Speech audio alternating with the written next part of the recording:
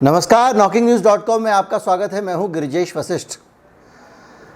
Ukraine war के बाद petrol का दाम जब बढ़ा तो आप एक उम्मीद लगाए बैठे होंगे कि भारत को रूस से सस्ता पेट्रोल मिलने वाला है और बहुत जल्दी पेट्रोल के दाम गिरने वाले हैं। ये लगातार एक भरोसा हमारे मन के अंदर है इस बुरे वक्त में, जबकि महंगाई आसमान छू रही है, कि हो ना हो पेट्रोल थोड़ा सस्ता तो हो ही जाएगा। ये सपना आपका सच होगा या नहीं होगा?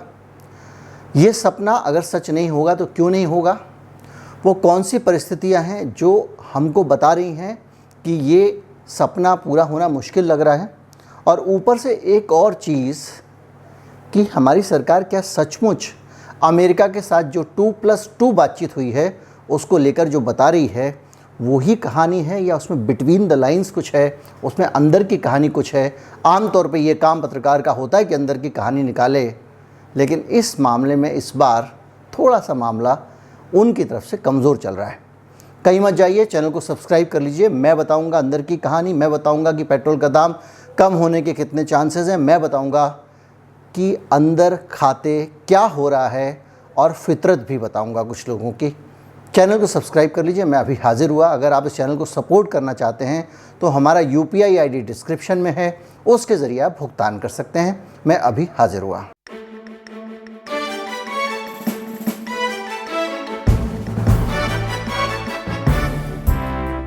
भुगतान करने का एक और ऑप्शन, एक बार कोड है जो स्क्रीन पर आपको इस समय दिखाई दे रहा होगा। एक बार और भी दिखेगा कहीं वीडियो में।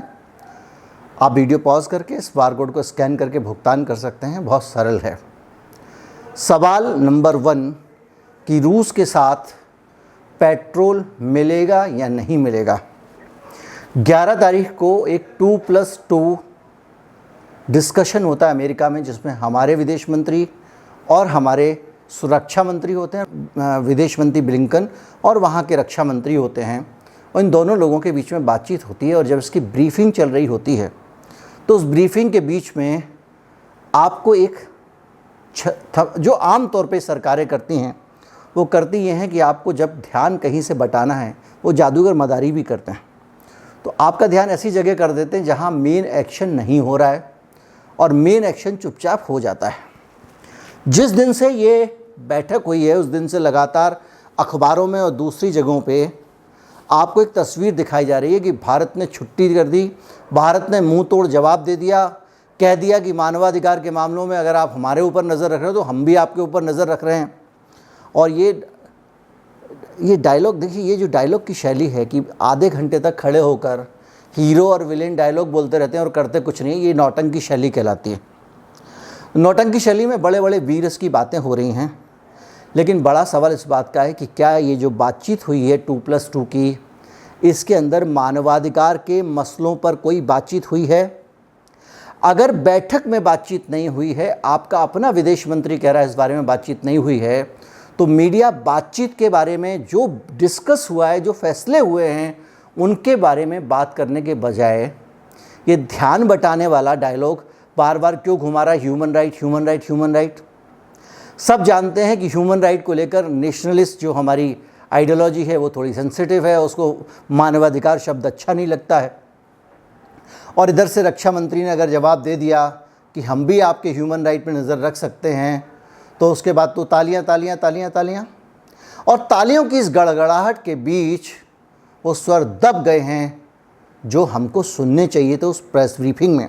जब मीडिया ब्रीफिंग चल रही थी और दोनों देशों के रक्षा मंत्री और दोनों देशों के विदेश मंत्री खड़े हुए थे, तो अमेरिका ने कहा कि भारत को अब और ज़्यादा खरीदारी बढ़ानी नहीं चाहिए, रूस के साथ में ज़्यादा परचेज़ नहीं करनी चाहिए, परचेज़ बढ़ानी नहीं चाहिए, बढ़ानी और ख़रीदारी नहीं करनी चाहिए। ये उनके शब्द थे। एक बार आप सुनिए।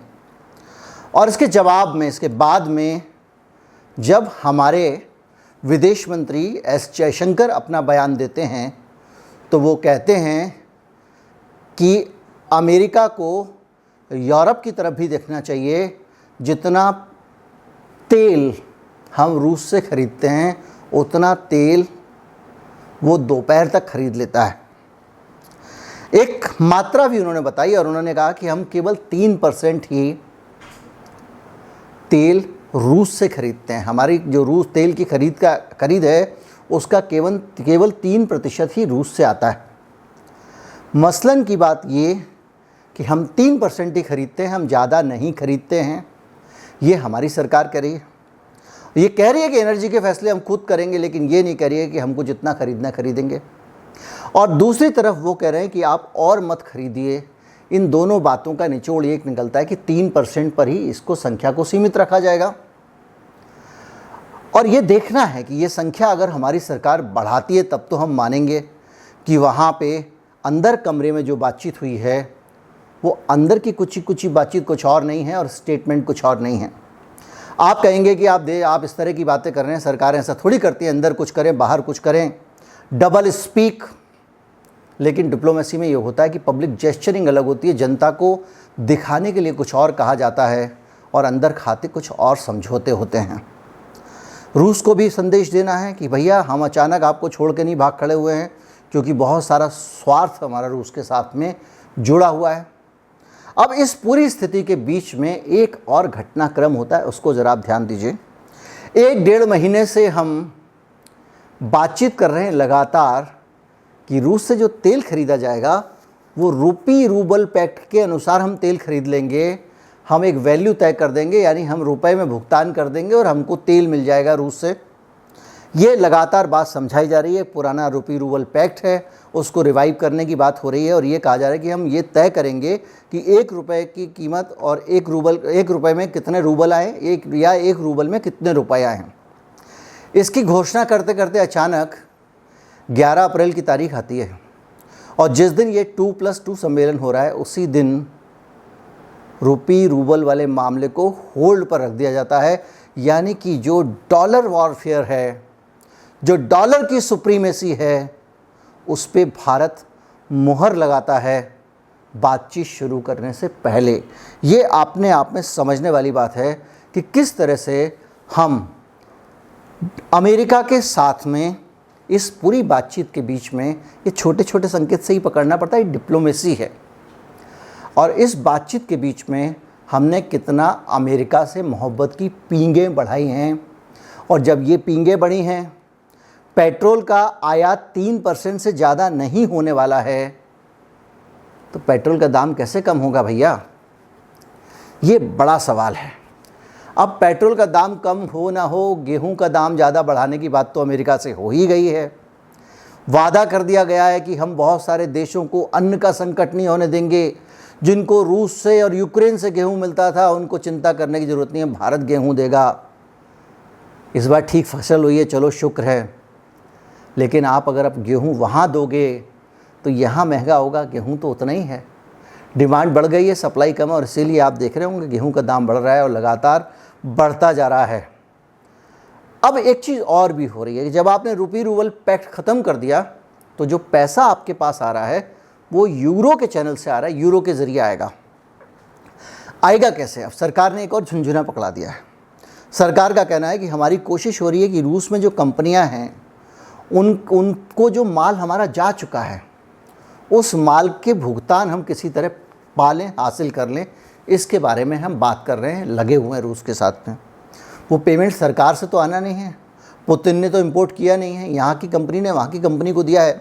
जब इस तरह के हालात हैं जिनमें बहुत जल्दी व्यापार के दोबारा से चालू होने की उम्मीद नहीं है, ऐसी स्थिति में कौन कंपनी वहाँ की भुगतान कर देगी? यानी ये भी एक झुंझुना है।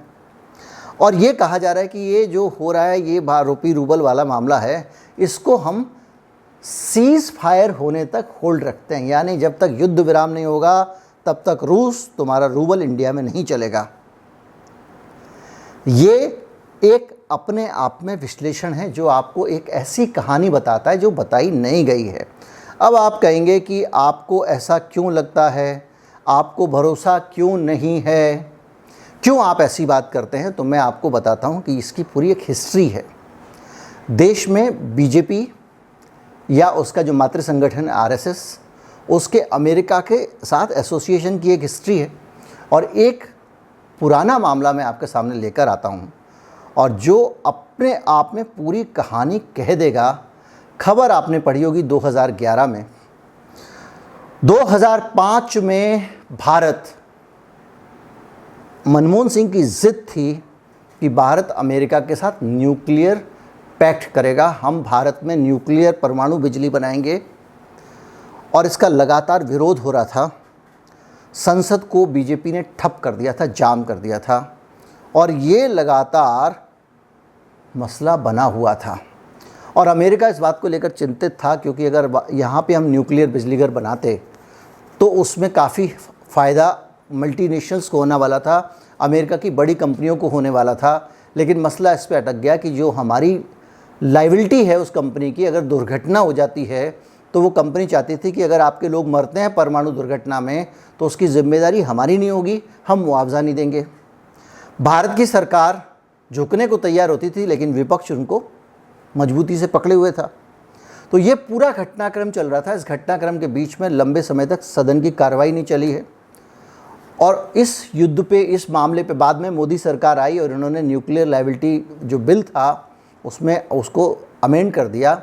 और अब अगर भारत के लोग, उनकी परमाणु फैक्ट्री में लीकेज होता है, लोग मरते हैं, तो उसमें सरकार पैसा देगी, सरकार की उसकी उसमें भूमिका है। लेकिन ये अलग मसला है। 2005 में जब ये पूरा मसला हुआ तो आरएसएस के पॉइंट पर्सन जो बीजेपी में थे, मतलब आरएसएस का एक आदमी हमेशा ऐसा होता है जो भारतीय जनता पार्टी के साथ डील कर रहा होता है, वो थे शेषाद्रीचारी। शेषाद्रीचारी जाते हैं अमेरिका के एम्बेसी में और उनके एम्बेसडर से मिल के आते हैं। पहले तो ये लोग वहाँ जाते क्यों, विदेशी एम्बेसियों में, लेकिन जाते रहते हैं राउंड मारने के लिए। सारे नेता लोग इस तरह के जो हैं वो जाते रहते हैं। और गए और उनको इन्होंने ये आश्वासन दिया कि आप निश्चिंत रहिए, आपकी न्यूक्लियर डील को हम रोकने वाले नहीं हैं, ये डील होगी, हम इसमें कोई अड़ंगा नहीं लगाएंगे। और ये जो कुछ हो रहा है, सदन बंद हो रही है, देश की संसद बंद करा रहे हैं और कह रहे हैं ये जो कुछ हो रहा है ये हमारी पब्लिक जेस्चरिंग है। ये बात कैसे पता चली?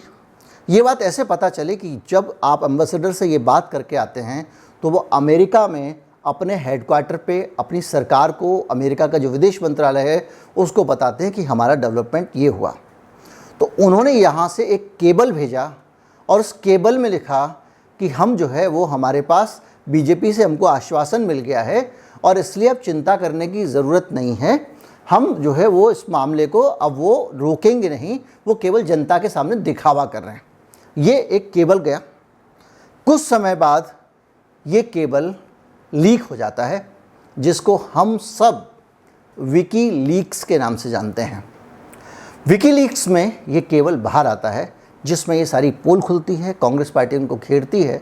और इसमें एक और चीज़ प्रमाण के तौर पर तय हुई कि जो 2009 का इलेक्शन हो रहा था, तो उस इलेक्शन से पहले, उस चुनाव से पहले बहुत ज़ोर शोर से बीजेपी इस न्यूक्लियर डील के मुद्दे को उठा रही थी।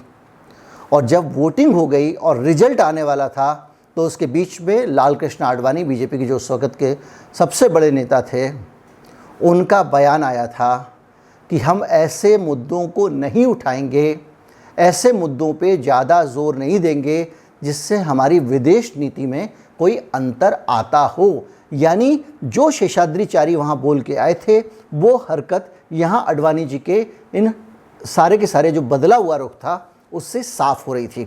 और जब ये मामला पूरा का पूरा चल रहा था, उसके बाद में शेषाद्रीचारी को मीडिया वालों ने घेरा।